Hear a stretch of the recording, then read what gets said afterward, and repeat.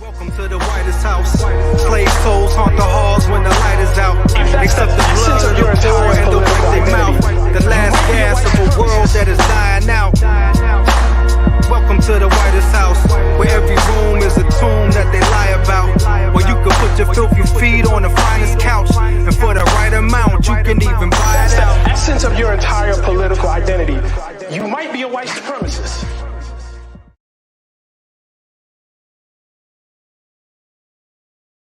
Welcome to This Week in White Supremacy. What's going on? I am one of your hosts, along with these, three other incredible, human beings, beautiful black folks. I'm Jasiri X. I'm co-founder, CEO of One Hood Media. To my immediate left or right, however your screen. What was that? I don't. That's not me. I don't know what that is. What's up, y'all? It's Miracle. I forgot I haven't been on the top in a minute. It's one half of the Wonder Twins, then the whip to the wop. Or no, I'm the wop. He's out, whatever. Yeah, Miracle. What's up? Welcome, Miracle. What's up? Happy to be here. Other half of the Wonder Twins. What's going on, bro? I was just thinking about something. I don't like butter. Why? It freaks me out, man. Butter. That's so random. Regular butter. It freaks me out. Like I don't like the consistency of it, like the taste. It's unsettling to me. Margarine. Same. Just no butter, no margarine. Yeah, no. I don't like mayo, butter, like none of that. All that dry, stuff. Dry I guess he never liked spread. I don't like popcorn. Yeah, I don't like popcorn. Okay. He never liked what? Trouble? He never liked spread. I never liked spread. Yeah, you never liked spread. Never liked spread, bro. Never liked spread. First time it went over your head. Wow, it went over your head. NLS. Never liked spread, brother. Never liked spreads. Got him. Man, yeah. But I don't like butter, man. I don't like butter. Thank you for sharing that, bro. Yeah. Trouble? Is that why you're so fit? You don't eat butter? It's trouble never liked supremacy, but it seems like niggas love slavery these days. Boy, that's a great bro. You on one today, Trouble. You starting off like you start off like two threes, like you on fire right now. So yeah, and that's kind of where we wanted to start. You know what I'm saying? Like if you saw the flyer for This Week in White Supremacy, an interracial couple did a slavery themed photo shoot for their wedding. If we could pull that photo up, John, or some of a series of photos, and it was kind of titled "Slave and the Master," and we kind of want to start there. You have those photos, John? But oh yes. I'm sorry. Are they in a sugar cane field? I just noticed. Hey yo, they not only like discuss this. Oh my days. They were committed, okay? They were on theme, okay? They was like, hey, look, they talked about it, they agreed, they hired a photographer, they had to scout locations, bro. They went and drove around. Yo, we need a field that looks like something that the slave, they went and got clothes for, because they had to buy clothes, bro. They had to go and buy, they totally committed, you know what I'm saying, to like this photo shoot, bro. They went and bought chains. Bro, where you gonna find some chains? You gotta go buy these things, man. They literally committed to this, man. So this was an interracial couple, their names have been redacted, you know what I'm saying? Yeah, because them niggas. They need to be doxxed. I mean, I do feel like when you do so, like if you're gonna do all this, like stand behind your photo shoot, like stand behind give me your reason. You know what I'm saying? But their names have been redacted. The caption says 1842 days passed and everything changed. Our love got stronger and stronger. He was no longer a slave. I'm guessing that this was the white woman's Instagram, and then he's tagged comments. Thoughts? It's like, did they think this was going to be like a monumental moment or some shit? Like, yes. Did they think they were making a statement? Yeah, they made a statement, bro. They made a statement that white supremacy is alive and thriving even if you were in an interracial relationship, but it does weird stuff. Like, is this some type of fetish? Like, you know what I'm saying? Like that they both may have some type of mandingo type of thing. You know what I'm saying? Like, what is this? What is this supposed to be? You know what I'm saying? Yeah, like, man. I don't like kink shaming, but it's like some kinks do need explored. You know but this was I'm saying. This was planned out, bro. This was thought out, planned out, orchestrated. You know what I'm saying? Like choreographed. You know. You want to find this nigga? I want to make jokes, but I don't have any. Yo, yeah. Like, it's just. What if we interviewed him on the show? No, we're not doing that. That's what we're not going to do. No, I don't want no parts of that conversation. Hey, look. If you this man was to unlearn. Hey, look. If he was related to me, yeah, we got. You banned from the family. Like, yo, you permanently banned. You got to change your name. You can't come around. I wonder if he took her name. I wonder if he took her name. I mean, that's how slavery works. That's what I'm saying. That's what I'm saying.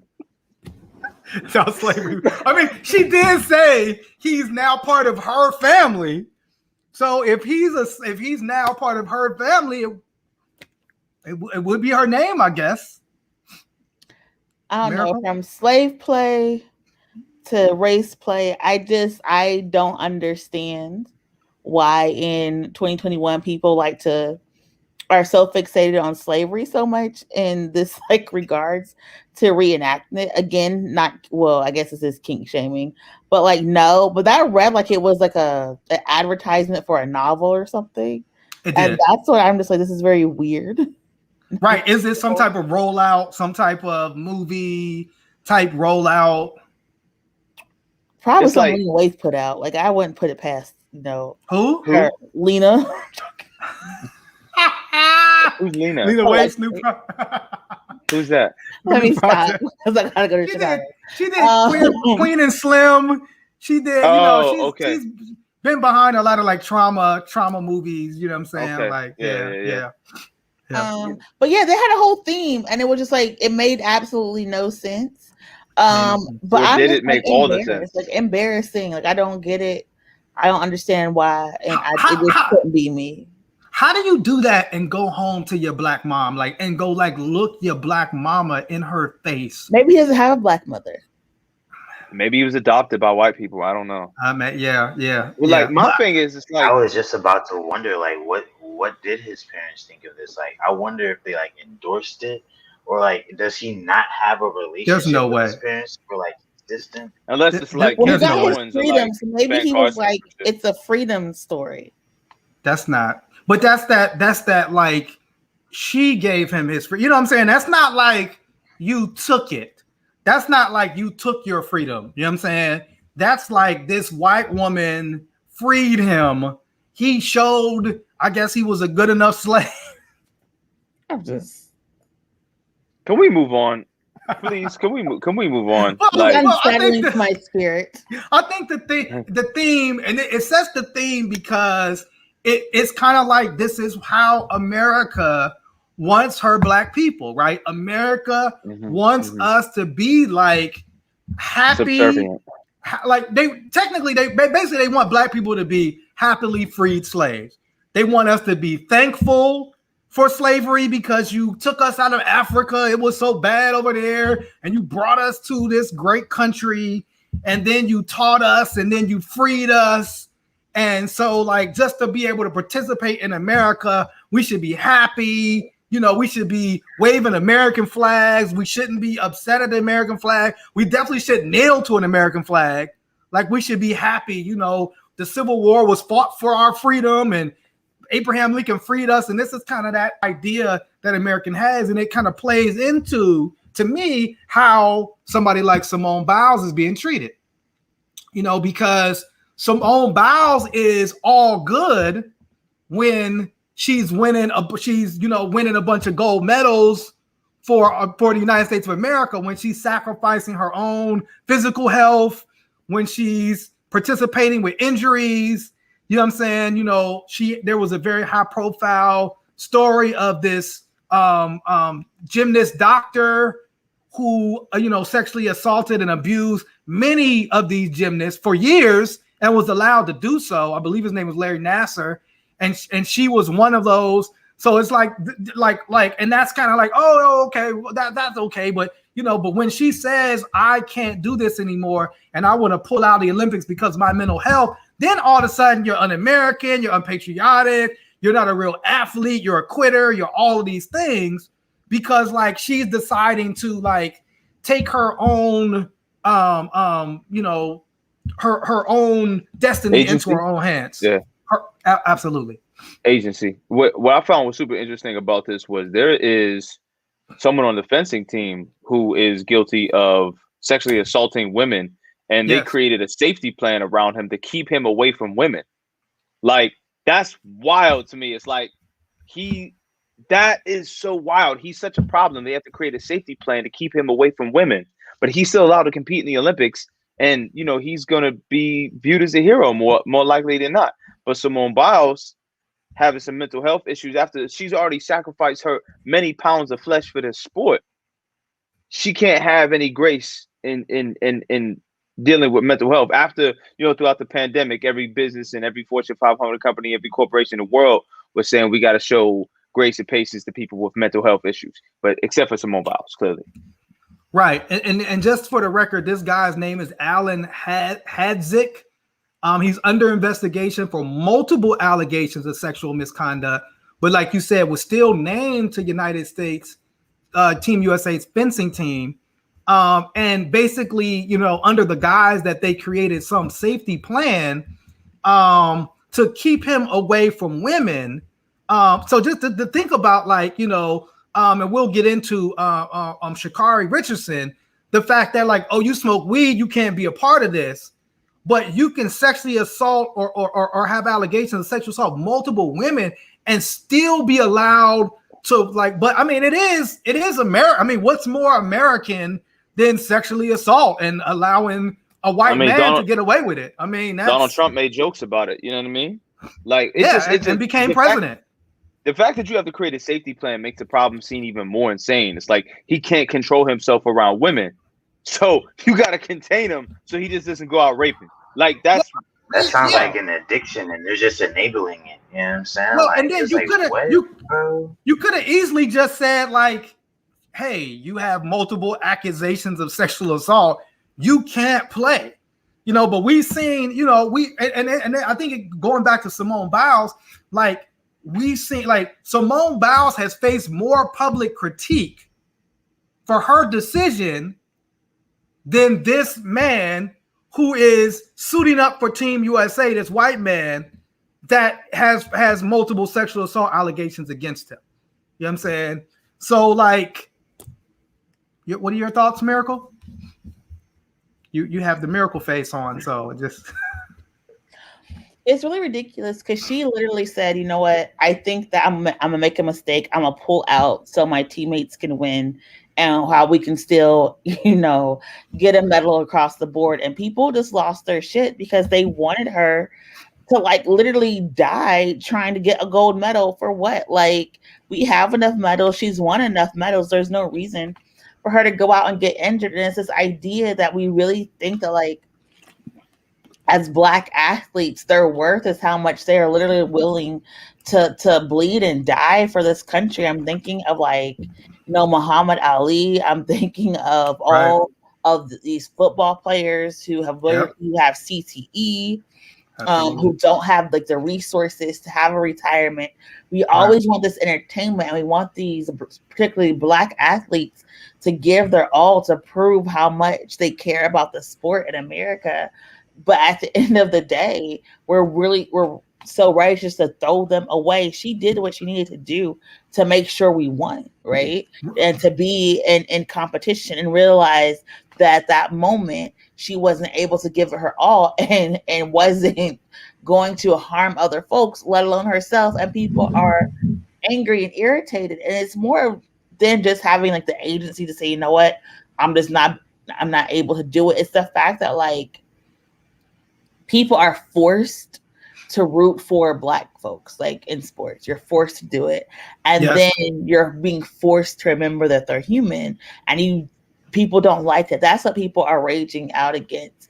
When Ryan Lochte was having his situation, he was a young kid having mental health issues. Yes, even though he's like 33 at the time. You know what I'm saying? When Johnny Football was out here assaulting women and doing, God knows, he had mental health issues. He needed support. He needed rehab. But let alone this Black girl who is carrying a whole entire team, who has literally had to like handpick folks because their doctor was out here sexually assaulting people, and a whole generation of athletes are too traumatized to perform and compete. Let her say it's too much for her, and then we condemn her. Makes absolutely no sense. Absolutely. I'm coming to you, Trouble, but I just want to make 2 points off of what you said, which was really important. Miracle, like you said, like she basically felt like she would hurt the team. Like that's really like true teamwork. Like she felt like she would hurt the team, which is why she wanted to step back for her own mental health. But you had mentioned, Black football players in CTE, and we just remember the NFL just reversed course on a policy where the Black players were not able to get the same amount of support and money as the white players because of this cognitive test that put the Black players as having less cognitive abilities than their white counterparts. This came out again, 2021, showing how Black athletes are being treated. Trouble? So Miracle just helped me to realize like the severity of this weird polarity going on, right? So they put together this safety plan to make sure that this fencer isn't around women. And when I look at that, it sounds like he's getting more mental support than Simone Biles, who has done nothing and is not accused of doing any harm towards anyone. But she doesn't want to do a couple flips for these white people, and now they're mad. But this whole rapist can get a fucking safety plan. It makes no sense to me.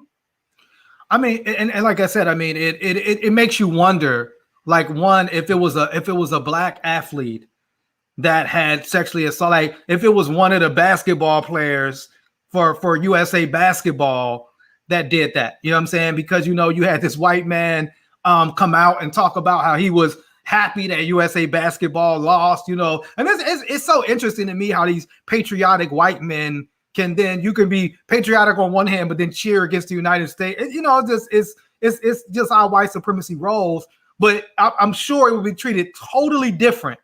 You know what I'm saying? If it was one of these basketball players who was accused of sexual assault, are you going to have him, representing this country in the Olympics? You had something, Farouk, you wanted to share? Remember what happened with Kobe? Yeah, of course. Like, and it turned out he was acquitted, but that ruined his legacy. Like, he had to rebrand himself. He lost endorsements, everything. What's interesting about Simone Biles with Naomi Osaka, with these Black athletes, specifically Black women athletes, Sha'Carri Richardson, on the Olympic stage, is the IOC has had a history, a lineage of policing Black women so stringently in the Olympics, all the way back from Surya Bonali to now. And this is, 3-4 decades worth of this shit. And the thing is Miracle said it earlier, throw the whole Olympics away. That's all the shit away. Like, one thing I seen that was dope, and this isn't really related to it, but it is kind of, there was an Algerian brother and a brother from Somalia, I believe, 2 judo players that refused to fight against Israelis in order to stand up against oppression. And those type of stands, Simone Biles backing out. I don't want to say back out. Simone Biles removing herself from competition because she made the choice. She made the choice. You know what I mean? People are standing up and reclaiming. And we talked about this. We said this is the stage to make a stance. Yeah, right? Reclaiming your time. Yeah. This is the time to reclaim your agency, to take ownership over yourself. And if the IOC be damned if they don't allow you to make the message, take it anyway, right? Because the world's gonna be watching. So we're gonna be talking about this shit in the future forever. Yeah, I mean, it really began to change this. And just a quick note on Kobe. Kobe did apologize to the victim in that case. He publicly apologized, and so I don't want it to seem like Kobe didn't do anything. He did something. He took responsibility for that publicly, and really one of the few athletes to do that. But I did, you mentioned Naomi Osaka, and again, it goes back to this, like, it's been, and this whole Olympics has really been about like policing Black women in very serious ways, right? From the swim caps, like you can't wear this swim cap specifically designed for Black hair, like that was illegal. From our sister, what was the sister who they purposely played the national anthem? The sister who does the shot put, I'm losing track of her name right now. To her being policed, to now a writer who questioned. It's interesting because like when you're Black in America, like your patriotism is always questioned, like your Americanness is always questioned. But apparently, this Australian writer, chose to question how Japanese Naomi Osaka is. I don't know if you have that picture, John. And for those that don't know, right. So this was his op-ed, and this is some white man from Australia. How Japanese is Naomi Osaka, because Naomi Osaka, who without question is the most popular and well-known athlete from Japan, born in Osaka, and has, since her professional career, has represented Japan. They of course have her light the torch, because who else would you have light the torch but your most popular athlete? But to this white writer, she's not Japanese enough. Comments? See, white people are always like putting their foot in places they don't belong.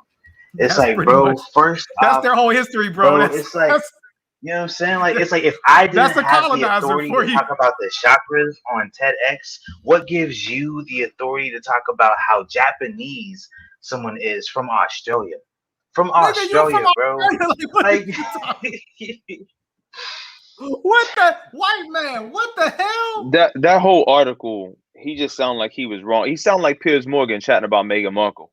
That's exactly what that sounded like. It sounded like he was slighted. Maybe he was denied an interview or something like that, and he just went on this vendetta against her that has no basis, no standing whatsoever. It's like, bro, it'd be one thing if she represented Australia and you had that question, but she was born in Japan.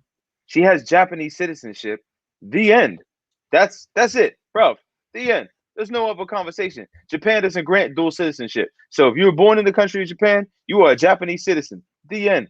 Doesn't matter if you expat and you go someplace else, you belong to that country. So yeah, bro, he's chatting bait shit, man. It's just that was the. If anybody hasn't read the article, we could drop that article in the chat, please.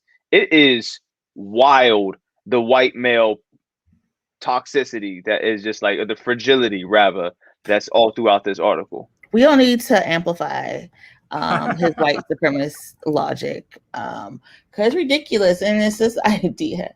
And people hate, and I said this before, and y'all got mad at me, like, no, Miracle.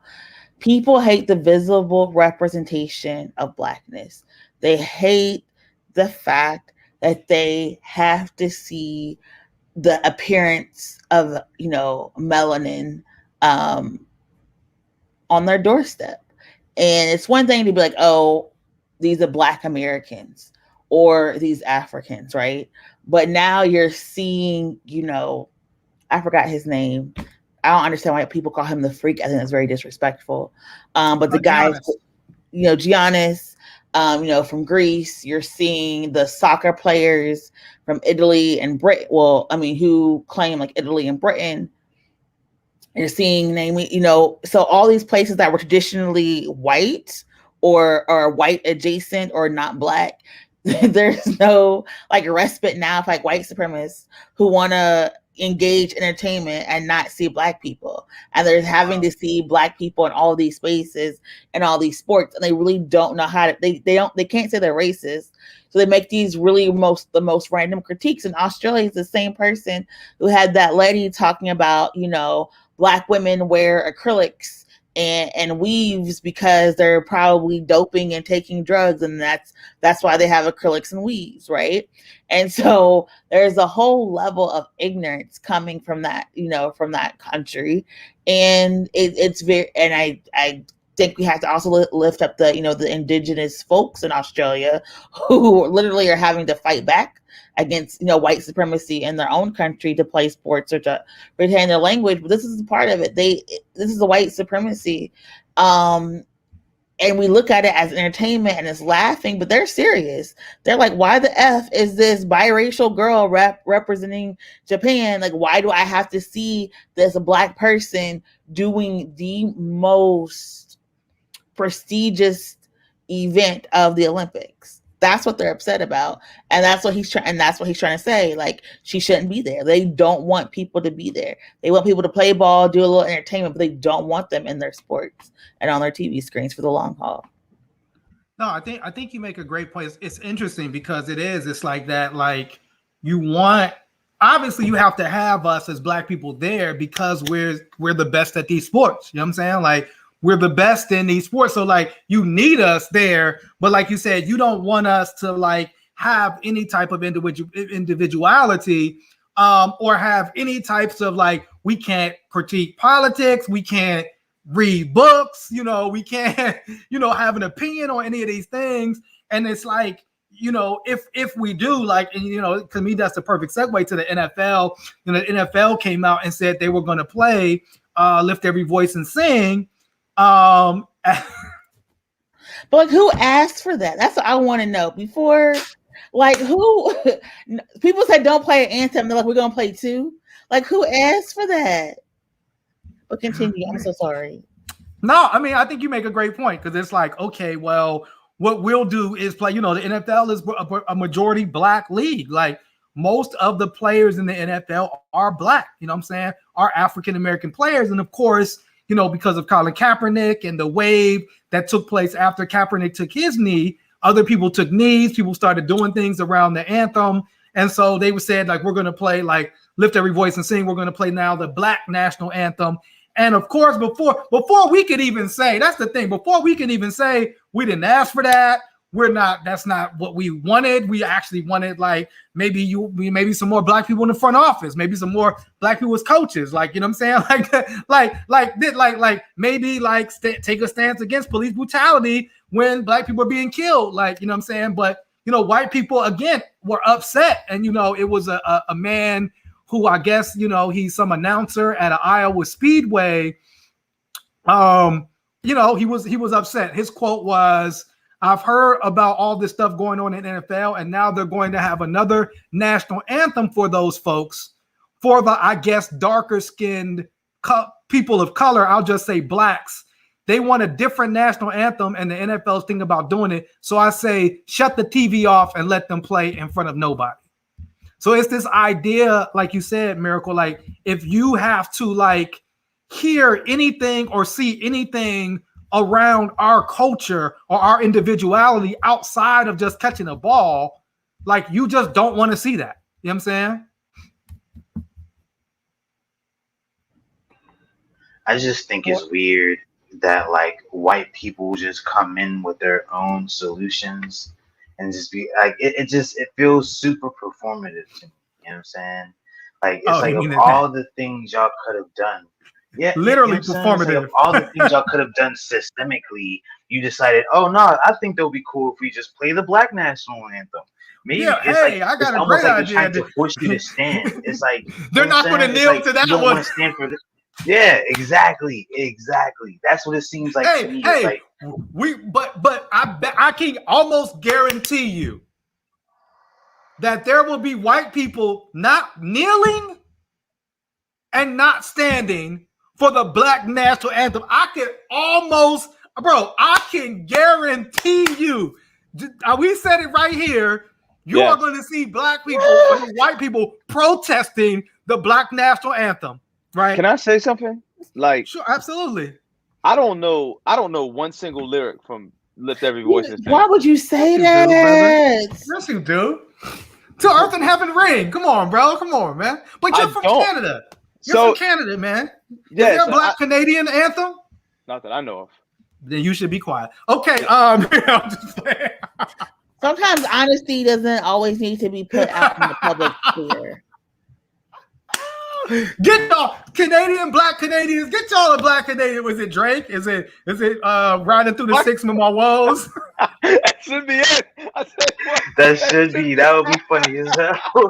The black Canadian national. Yo, that would be hot. Yo, that would be super hot. Yo, I mean, maybe you can go back and propose that. I'm sorry, you were saying something, Miracle? I don't know why he had to say that. Like, why did you need to confess that on air? Well, no, it's just more so. It's just like people. Here's my take on it. Right up until I think 2011, no national anthem was played in the NFL games. You stayed in the locker room, right? Yes. Where were all these white people upset at this point? And that was one of the main. That was the main. They're not there to see somebody sing the national anthem. They're there to watch these dudes kill each other. The military signed the contract with the NFL, but that was actually yes. Yeah. But I mean, again, this is that performative shit. Like everybody already said what I'm about to say on it. Like to me personally, the Black national anthem doesn't mean anything because I don't identify with that ideology. But ideology also, of what? I don't understand. Yeah, lifting your voice and singing. Like, what are you talking about? What are we singing? What are we singing about? We're lifting our voice, man. Like we're coming together. We're in unity. You know what I'm saying? Oh, under the banner of red, white, and blue, I'll pass. No, it's the Black national anthem. It's for us. It's for Black people. Well, I mean, we have the link in. Do we have? Let me see if I can pull this up for us. Did Malcolm and Marcus co-sign that? Because if so, you know what? I'm not about to. Bro, it's the black. It's the red, black, and green, bro. It's the Black national anthem. Is it the Pan African national anthem? Because I don't. I'm asking questions. I don't know. I don't know. That might be a Public Enemy song. I don't know. Never heard this before. I mean, I've heard it, but I don't know anything about it. No. Well, that's what we'll have to do a teach-in for next. We'll have to do a teach-in. Blackness is universal, but the experience isn't. That's true. No. What we're not about to do is disrespect the Black national anthem. That's right. And say it was part of the red, white, and blue, and then try to use like intersectionality to justify that position. When what I am saying is nobody asked for this, right. And therefore it shouldn't be in this space. We don't have to disregard the song or the means or the aspect of the history behind it. Yes, we do not. We do not. I'll take that. I'll take that. But it wasn't an American song. It was, you know what I'm saying? It's just people like adopt things, But I am ready for one of these Caucasian football players to take a knee and raise a fist. Yes, 100%. Also, 100%. I'm trying to figure out what version they're going to play because this song can be like 30 minutes long. If they're there's a long version. They didn't just say. They said that it says the NFL will play the song widely recognized as the Black national anthem before every game as part of a $250 million social justice investment. So you know what I'm saying? Is it going to be televised? Is this what that means? I do not know. Is this what that means? Beyonce's husband, is this his initiative? Is this what that money went to? That's a good question. That's a really good question. Oh my God. We do not know. Was this the life-saving support and partnership that was going to end racism? We certainly hope not. There was $250 million to play the Black national. You know what? I'm in the wrong business. Yeah. I am. Maybe the Johnson family. Who I don't know who owns the Black national anthem. Maybe they get some. I don't know. You know what I'm saying? I don't know where we go from here. I feel like they're kind of like. I think they're trying to model their solutions after like how the medical system models their solutions to problems. It's just like throw a Band-Aid on it. You know what I'm saying? Let's just 100%. And let's not actually dig into it and fix the problem, like what's actually going on. It's like they get this money and start doing a bunch of performative shit. You know what I'm saying? Like, hey, bro, I just want to know. Like, I would love to have been in that boardroom where somebody came up with it. Like, hey, I got the bomb idea, yo. Let's play the black national anthem. I would say, was it? It had to have been a white person that suggested this. I mean, I'm almost good. Or maybe it was my brother. You know, maybe our brother slave photo shoot. Isn't he a white person too at this point? He's adopted into the family now. He is definitely a honorary white person for sure. Who we giving up in a racial draft for him? Nobody. Nobody? No, we just give people away. We don't take people back. You got to cut the fats. You know what I mean? Is he Miracle? Is he recyclable trash or no? Just because you're recyclable doesn't mean I have to keep you, right? Other people can use it. You know, it's reduce, reuse, recycle. Recycle. Other person takes it. You know what I mean? Put that nigga in a plastic bag on the curb. Don't ever come back. Go directly to the junkyard. Don't pass go. We did have one more sports story that I almost forgot about, which was, it was an article that came out about Megan Rapinoe, who was she's the U.S. soccer player, who is part of the U.S. soccer team. In her own right, Megan Rapinoe has spoken out on Black issues, but Megan Rapinoe also was like the face of this Forbes magazine article that talked about her CBD use and talked about how she uses CBD, which comes from weed, to help her with her training. And so, of course, people, specifically Black women on Twitter said, wait, hold up.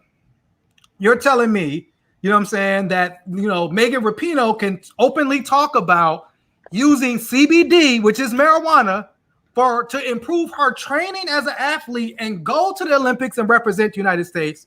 But Sha'Carri Richardson, who smoked some weed because of a traumatic event happened in her life, same weed that Megan Rapinoe's using, she gets eliminated from participating in the Olympics. Is this, again, more attack on Black athletes and Black women specifically? You know who I really feel sorry for is that magazine's PR person. So these magazines and stuff are like shot like weeks in advance. And they had a whole entire rollout, a whole entire marketing plan and strategy. And they knew that no matter what, this had to be dropped during Olympics week. I feel so sorry for that person. But yeah, it shows like the double standards there. Because it's like the weed moms. Like there is a whole, people don't understand, there's a whole documentary, TV show, research about these moms who literally get together and smoke weed and drink wine and take like cannabis and food substances where they say it makes them a better mom. But we still have all of these Black men and women and brown folks in prisons and jails across this country for weed, marijuana, and cannabis use. And it just shows like there is this double standard, because how is it that we're praising this one woman for being honest and brave about her cannabis use, but also banning another woman who lives in a state where cannabis is 100% legal. 100% legal, by the way. Like Sha'Carri committed no crimes, technically broke no like state laws. Nope. And only because of a regulation is she not running. Yeah. But other people in other sports can take their CBD, and it's just ridiculous. And like openly promote it. Once somebody tweeted, "White supremacy is banning Sha'Carri Richardson for smoking weed, while Megan Rapinoe gets praised for her use of CBD, highly reminiscent of how crack cocaine is infinitely more heavily criminalized than powder cocaine to ensure disproportionate incarceration of Black people." And so same plant, you know what I'm saying? And so anybody like Farouk? I have a take on this, but no one wants to hear it. Well, what's your take, bro? What's your take? Brother, go ahead. Does anybody remember Martavis Bryant from the Steelers? Vaguely. Martavis Bryant was one of the most athletically gifted wide receivers ever drafted in the NFL. And because he smoked weed, he kept failing drug tests for the Steelers. He kept getting, he got every chance under the book, smoked weed like 5 times under the Steelers substance abuse policy. After the 5th time, they cut him. He got kicked out the NFL. While I don't agree with what's happened to Sha'Carri Richardson, especially against this white woman speaking her tone-deaf piece, if the IOC is as stringent as they are, and you know that, where's the self-accountability from the athlete? to say, hey, listen, you fucked up. You fumbled a bag, right? That's my take on it. I don't think she should be demonized. I don't think anything like that. But if you know those are can you show up to your job drunk? No, you can't. It's the same thing. You can't. That's my take on it, right? As an athlete, as a fighter, I knew what I was allowed to take. I knew what I wasn't allowed to take. I knew I couldn't take certain proteins because the shit come out tested positive. You can't fight no more. So that's my take on it. Now, I don't agree that she should be demonized, criminalized, or even, vilified to this extent. But every athlete is given a list of banned substances from the IOC, and if you dance around that or weave in and out, that's the chance that you got to take with fumbling a bag. I mean, she was accountable. She did say she did it, and she did say she messed up, and she did take. I'm not saying she didn't. Like I'm just saying in general. We're not disagreeing, sir. Sorry. Listen. After next week, we'll have to get you back in line. But like I was saying, she did say, this is I did it. She took accountability and responsibility. I think a lot of people are pointing out that the fact that some athletes can take CBD and some can't is very problematic. The 100%. Fact that some countries allow different people to take different substances, and only this is not the IOC. This is the US. This is on the US is running whatever, and that's the problem, especially when it's not even illegal in her state. So you have a banned substances that she can actually take. It's not performance enhancing. It's not drug masking. I agree with all you. This stuff has been debunked, and the fact that they're not going to update the rules and regulations is very problematic. But she did say, I'm human. I made a mistake. I did that. I told my coach. I told people. I understand, what it is. I'm going to be running at these next games. But I think we're just going to keep seeing how some people are able to have second chances and get away with things, and some 100%. People.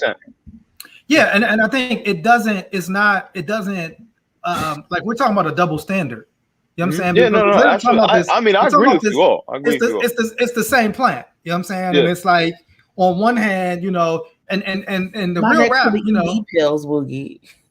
Right. And it's like, it's not, clearly she didn't fumble the bag. She was just in a Nike Beats by Dre, Kanye commercial. She's doing good. I would argue that she became more popular. You know what I'm saying? And it goes back to that humanness. That it's like, you don't like, she can't have a human moment. Simone can't have a human moment. Naomi can't have a human moment. Like, these black women can't have human moments and respond to trauma. They have to do things in this way, and this is the way. And so really, I think for all of these sports are going to have to really rethink how they deal with, we just did this whole documentary about students, right? Mm-hmm. About like the idea that like we're in the midst of a pandemic. It's like, we got to get this work done. No, we're not thinking about the mental health of these students, what they actually need. Yeah. And so I think like the outspokenness of these black women are sure, like, you're going to have to approach this differently. What do these players need? You know what I'm saying?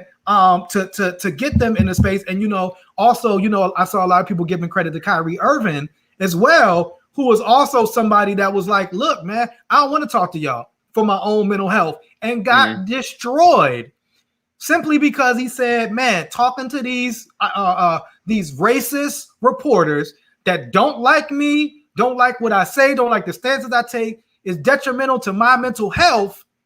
He got killed for that. That's part of your job. That's what you get paid for. You know what I'm saying? And so it's really reshaping the way folks are looking at sports. You know what I'm saying? 100%. New York is a different beast though, because when you're playing against the media, also against your opposition, like the media.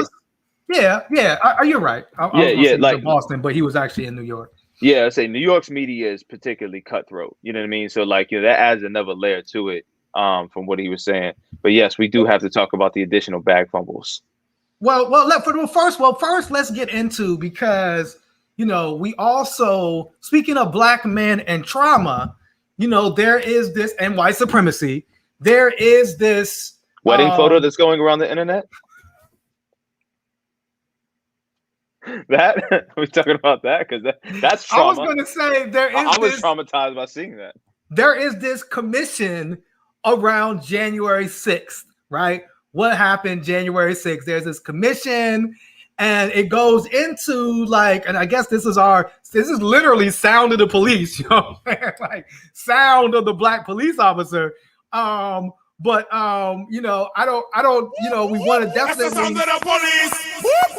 That's the sound of the beast. Yes. So, but you know, this Black police officer, you know, and it's wild because, you know, because there's a Black police officer, there's a white police officer, but because they were beaten by Trump supporters, all of a sudden that Blue Lives Matter shit goes out the window. No one cares about them. They don't care about their lives. But the Black police officer talked about and testified about being called racial slurs as a Black officer in uniform by these mobs of Trump supporters that ran up on the Capitol. Do we have that video? Oh, what happened? Too traumatic. Too traumatic. I felt, listen to this. I felt bad, man. I felt bad watching this and listening to this. Like, I felt really sad for this man. But no one told you to be a police officer.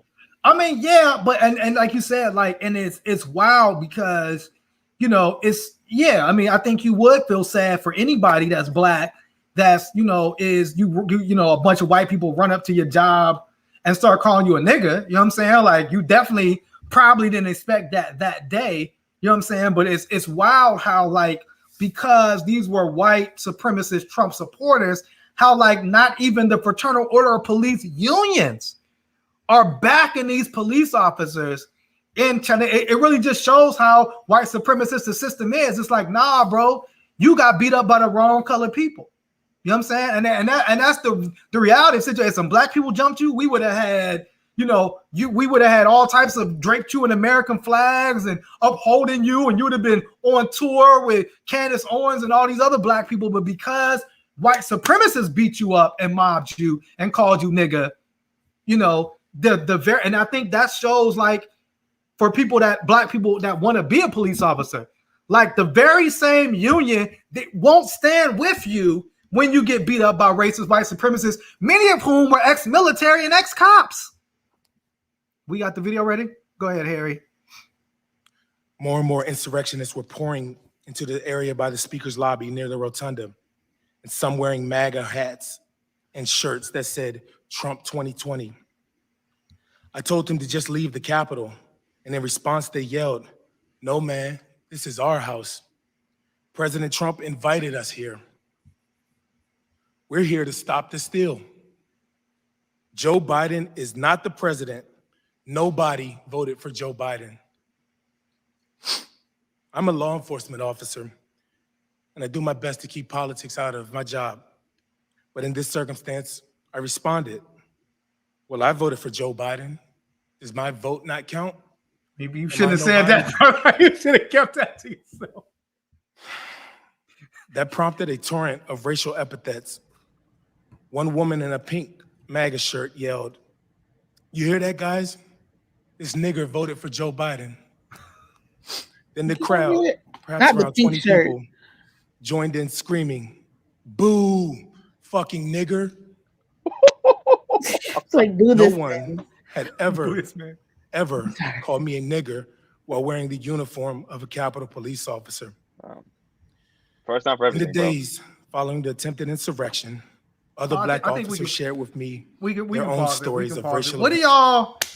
I mean, it's a Sound of Police. You know, Miracle, Trouble. Obviously, Farouk does not care about this man. That's not true. It's not that we don't care. It's like, what do you expect, right? It's like this idea of like, you're not special. It's not that you're not special. It's that like you get put on the front lines to agitate these people. A part of police response to crowds is escalation and agitation in order to affect mass arrest. And we know this. And so you knew that when you went up to work that day, what was going to happen. You knew that you were going to be faced with these folks. And the fact that we're having this commission is laughable because nothing's really going to, come out of it. Yeah, where was their body cams? I didn't want to hear his story. I wanted them to play the video. It's all caught on videotape. You know, if it was us, they would have been like, and here at, you know, minute 5:42, you can see the people in the one hood shirt. You know what? That is true, Virginia. He does. He don't care. You know, they would say that, and it's like, yes, even now they get to have this like deference, and oh my gosh, this is these people. Like, why were you pleading with them? Like, why in the world were you pleading with people who were told they were coming there for a particular purpose? Like, you know, they don't care about you. Like, sir. You make a great point, Miracle. Like, why didn't you pull out your gun? Why didn't you pull out your tab? I mean, that's not what I said. That is not. No, I'm just saying. I'm saying you make a good point in terms of like, you were like, one, I think you make a great point about like, where was the video camera footage? Where's the footage? It'd have been great to see this, because if it was us, then we would have been on 4K. You know what I'm saying? Although there is footage of these MAGA people beating police, although they're trying to change the dynamic and say it was peaceful, there's mad footage. But just like you said, I think you make a good point in terms of like, you're having like these people broke up into the Capitol and you having a conversation with these folks. Why aren't you grabbing these folks and throwing them on the ground and arresting them? You having a damn conversation with these folks. Now, I do have a question, not just for you, Miracle, but for everybody. So who was more in the right? Like, was it Harry Dunn? I don't know if his name was Harry Dunn, but whatever, Harry, or was it the black cop that went and got his MAGA hat? Remember the black cop hiding in plain sight? He hid in plain sight. He put the MAGA hat on his head and he was running around like with his MAGA. The person who called out, that was the person who was right, because you know there was somebody who got sick that day and didn't show up. Oh yes. Whoever called off that day was definitely smart. You have anything to say to this, Trouble? I mean, I do kind of feel for the way that he was treated as a person on a human level. You know what I'm saying? Because like nobody deserves to be, you know, berated with N-words because people want to break into the Capitol building. But I do like what Miracle said did make me question, like, whoa, like, why didn't they bring out the tear gas? Where was the riot gear? You know what I'm saying? Where were the riot cops with their batons and their fucking everything they used to protect themselves against black protesters? It's like, where was it? You know what I'm saying? Where was the smoke? It's like you approach these people with peace, expecting because they have lighter skin for it to all be like peachy, but it's like you've seen that these people wanted the smoke that you think BLM people actually want. You know what I'm saying? It's just right. They you got the smoke. You know what I'm saying? But I think there is a thing about like there is a point to make about like, you know, a lot of times we think like, you know, you put that uniform on, whether it be you belong to something or something belongs to you. Right. You, whether it be a military uniform, police uniform, you think like, yo, and that's the thing. It's like you've done the American dream. Like you're serving your country. You know, because these white people love to talk about, I love the troops, I love the police. And it's like you love the troops and you love the police, except, you know what I'm saying? Except, you know, when, you know, they, you know, I guess when they call out Donald Trump and now you hate them, you know, the one white police officer played a voicemail, and, you know, was talking about, they were talking about killing him. They were talking about he should die. You know what I'm saying? He should have died that day. He should have got beat down. You know what I'm saying? Remember that commercial back in the 80s where the people were throwing like trash out the window and the native brother shit like the single tear? Remember that? That's probably what Harry Dunn felt like when he was looking at people storming the Capitol. He was like, oh. I mean, you know, it's just like, oh my God. So anyway, with you? What is wrong with you? When he got called a nigga, he just shed a single tear down his face. Boo, nigga! He just a single tear formed in his eye. Probably blew his nose on a red, white, and blue handkerchief, and just. Stop, it's not funny. Oh, I saw when you see this 80s commercial. I thought of like, where's the beef? And I didn't. The Wendy's commercial with the grannies. I remember that one. Still. We're old on that. So probably like, what the fuck are these old niggas talking about? I'm elderly. I've embraced it. But yeah. Now, I've seen that commercial. That where's the beef joint? I definitely know what y'all are talking about. So, but speaking of, you know, black people and MAGA and January 6th, you know, our Terry Crews of the week, it actually, you know, a member of the Oath Keepers. He might as well just be on the show at this point. He's been a long time. Oh, we're not talking about. We're talking about the other man. Who is we talking about? Who's in? Scott. Tim Scott. No, I thought we were talking about the Oath Keeper. Yeah, no, we talking about the Oath Keeper dude. I jumped the gun. My bad. I'm sorry. We're talking about the Oath Keeper dude. So for those that don't know about the Oath Keepers, you know, they're one of these like white supremacist groups, you know, that helped you know, storm the Capitol, you know, and it was the Proud Boys, it was the Oath Keepers. They had the plans, they had the footage, you know, they had the Lego renditions of everything. You know what I'm saying? And so supposedly, you know, Mother Jones said they unmasked the operations leader, who's part of, I guess they are hitting these people with a federal conspiracy case because he's person 10 in the federal conspiracy case. His name is Michael Simmons. And why you laughing at his name? Sound like the black white supremacist. This is Dave Chappelle skit in real life. Michael Simmons, who apparently just got engaged. Was it him? Was it him in that photo? Maybe he's upset because they stole the idea. He didn't get a chance to do it first. So Michael Simmons is a 37-year-old, and this is what's interesting. It says he's a 37-year-old black man from a poor neighborhood in Indianapolis who says he doesn't support Donald Trump. You know what I'm saying? But he's currently facing the possibility of federal charges for his actions on January 6th. You know what I'm saying? Don't drop the soap, nigga. Okay, bro, baby. he tried to say it was just a security job, bro. He tried to downplay the fuck out of it. He's like, bro, it's almost like his rhetoric was like, money is money, bro. It don't matter who's paying. Man, well, hopefully your attorney feel the same way. Your public defender, whatever you got, my nigga. It says court filings detail phone calls and messages that Simmons exchanged with Oath Keepers founder Stuart Rose. And why are you text messaging like these people? You know what I'm saying? Like, why? What did you hitting them up for? Like, what are y'all conversating about? You know what I'm saying? Like, they was like, boo, nigga, hold on, Michael is texting me. Let me stop booing this black police officer. Boo, nigga, not you, Michael. You're fine. Not you, Michael. Not okay. you. We're booing these black people, Michael. That nigga right there. That nigga. But it says the court have detailed phone calls and messages that he exchanged with Oath Keepers founders Stuart Rose and other group members in the minutes before multiple Oath Keepers unlawfully entered and occupied the Capitol building amid the invading pro-Trump mob. And so it's very interesting. Yeah. So any comments for Michael? I don't know. Do we have any? Do we lift every voice and sing for Michael? Just embarrassing. You could ask your fellow weak link about why he made the decisions that he made. That's not up to me and mine. I was just saying that, like, sir, you can tell who don't be affiliated because the first thing they check is the cell phones. Like, why? And if there's any black people around with them, near them, you're gonna be the nigga that goes to jail, bro. Like, you haven't seen this movie before. Like, you're going to be the one that gets arrested. You're going to probably hit the maximum amount of time. Like, so, just like you said, like, get ready, you know what I'm saying, to join your Oath Keeper brothers in federal custody, hopefully.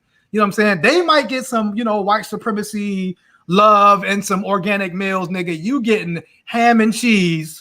You know what I'm saying? You getting Jack Mac and Fruit Pruno, nigga. That Jack Mac. That's what you're getting. So I guess it's the fall guy, Woogie. I guess it is. But all right, so let's get into. I guess we are we getting into? I seen you put a book up. Are we getting into our white pages, Miracle? I mean, are we wrapping? Call to action. Are we wrapping? I mean, we have our Karen of the week. I don't know. Do we want to show our Karen of the week? I guess, can we show that very briefly? Our Karen of the week, apparently this Karen, went and was on an airline and felt that she could call the stewardess out of her name. I see. Called the stewardess a B word and, promptly got shut down from being on our plane. So if you want to throw that up there, John, our Karen of the week, getting her comeuppance for calling the check-in staff of BITCH. Say it like short. First of all. Second of all, you called my employee a bitch. Completely uncalled for, inappropriate, you're not going to travel.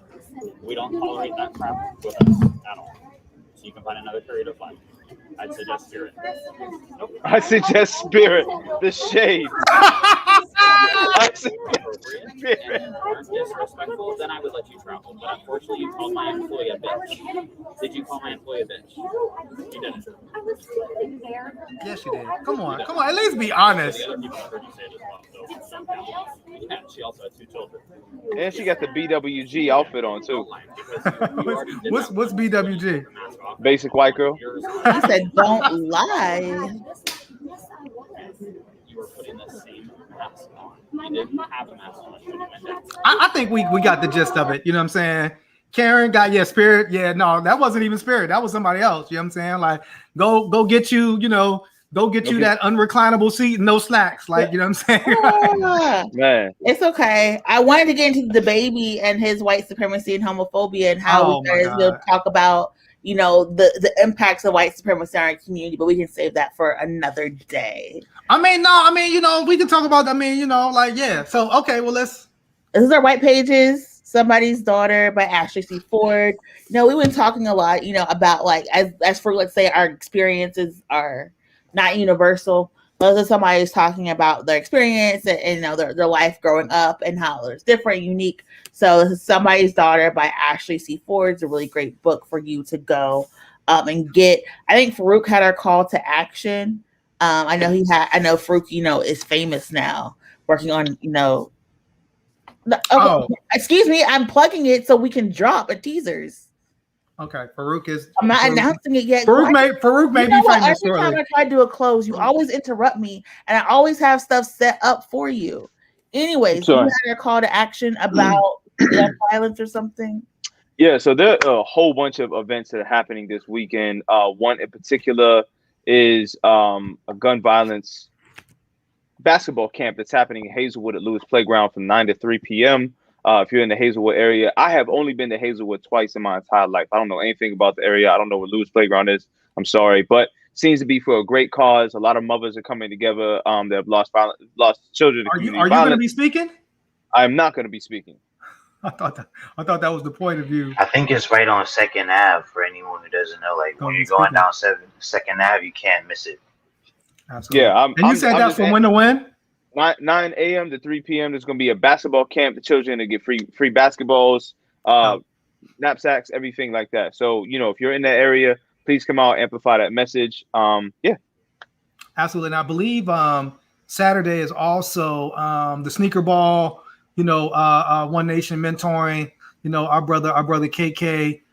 So definitely get your tickets and support. The sneaker ball, all the proceeds go to, One Nation mentoring and the great work that they're doing, in our communities. So shout out to, our brother KK and One Nation mentoring as well. But there's a lot happening on Saturday. It's a lot of stuff. Go handle your business, but, still, be mindful, still in a pandemic. So just be mindful of COVID-19 and doing all your social distancing and all that good stuff. And then next week, we may be having a very, very special episode of This Week in White Supremacy. So you might want to tune in. I don't know, Farouk. Maybe there's some place we're going to be next week. You know what I'm saying? I don't know. Is there some place, One Hood? Maybe. One Hood's going to France next week. So our next episode will be. I'll do my best to speak in French. I'm Francais. No. We'll. But shout out to all those people that are doing good work, and working to stop the violence in our communities. So anything else? Is that it? Stop eating butter, man. Oh my God! Listen, there's nothing wrong with it. But dude, you eat mad pastries and stuff. You eat mad butter. I don't mind if it's an ingredient, but I don't put it on nothing. Butter is amazing, but basically in the news, I want people to know. Just plugging. If you are someone who is sexually active, please take PrEP because that can prevent you from getting HIV, whether you're in the parking lot or not. We just want you to protect yourselves.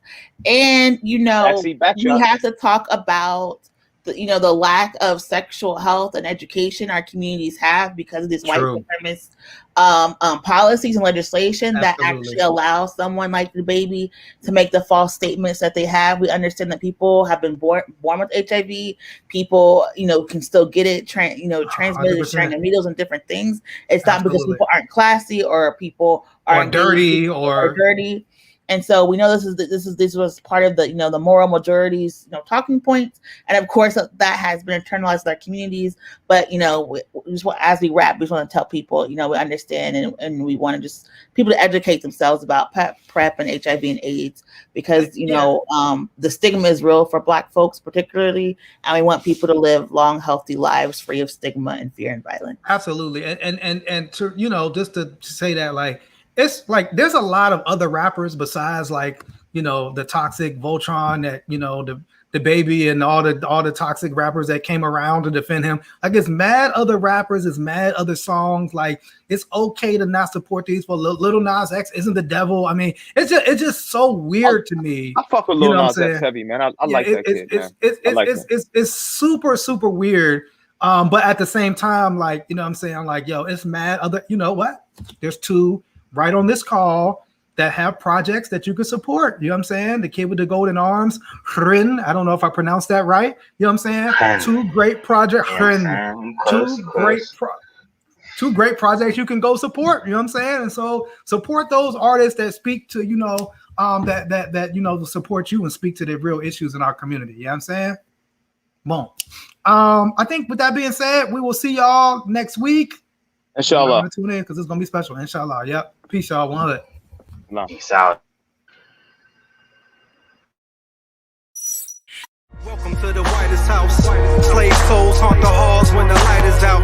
Accept the blood of the poor and the way they mouth. The last gasp of a world that is dying out. Welcome to the whitest house, where every room is a tomb that they lie about. Where you can put your filthy feet on the finest couch, and for the right amount, you can even buy it out. Essence of your entire political identity. You might be a white supremacist.